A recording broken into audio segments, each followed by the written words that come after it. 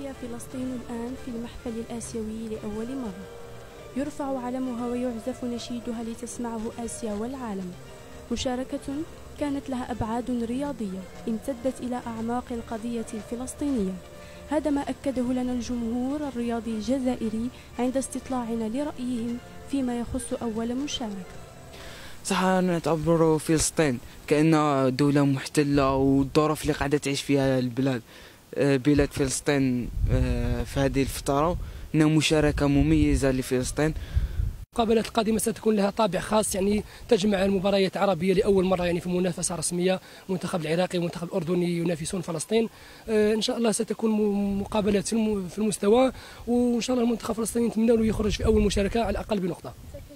نظن بلي المنتخب الفلسطيني نظرا لمشاركته أول مرة عنده امل كبير في الفوز، يتجاوز العقبه الخساره الاولى، وعنده ان شاء الله اسبوار كبيره مع الاردن وخاصه العراق كبلد العراق. نعمان يتقدم ويسدد.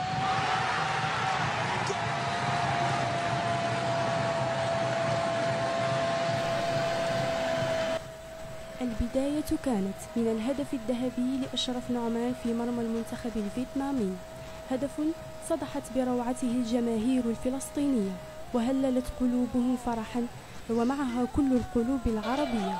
هدف جعل الفلسطينيين يخرجون إلى الشوارع فرحا لأول مرة بدل الخروج إليها غضبا ونصرة لقضيتهم المشروع.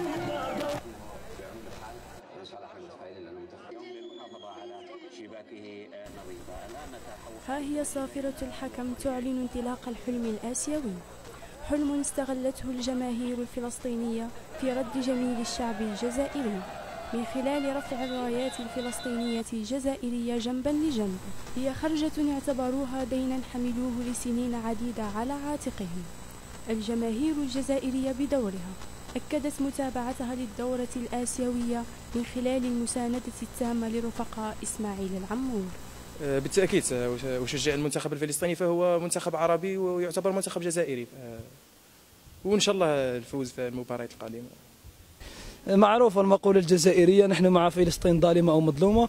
كجزائري أنا أشجع المنتخب الفلسطيني، لأن كل أي جزائري لا أتحدث بلسانهم، ولكن هناك إحساس مختلف بالنسبة للمنتخب الفلسطيني أو دولة فلسطين، حيث نشاركهم نفس الشعور كأننا بلد واحد. أستراليا 2015 كانت أول مشاركة للفدائي في العرس الآسيوي، ولا نتمنى أن تكون الأخيرة.